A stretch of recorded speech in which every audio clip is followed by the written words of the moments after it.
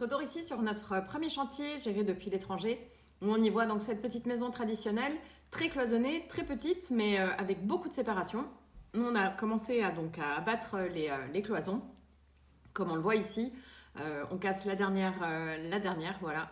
Ça y est, on se retrouve donc sur une plateforme d'un petit peu moins de 40 mètres carrés, dans laquelle, vous allez voir, on va donc devoir y placer pas mal de choses, puisque je vous rappelle que le projet pour nous, c'était de faire du Airbnb, donc de l'équiper avec tout le confort. Ici, on voit donc le plan.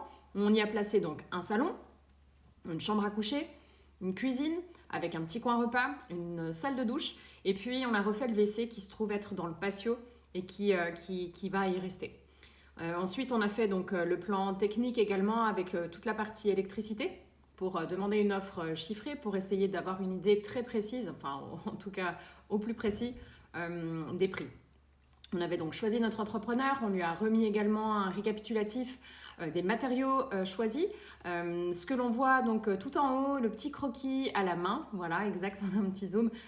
Ça, c'est le croquis qu'on a eu de l'agente immobilière qui nous l'avait pris. Parce que quand on a visité, eh ben, on n'avait pas du tout de dimension. Donc après, on a fait un cahier des charges avec les choses à récupérer, les choses à casser, les matériaux à utiliser. Donc là, avec quelque chose de très clair, parce que si vous faites les choses à distance, c'est vrai qu'il faut être précis.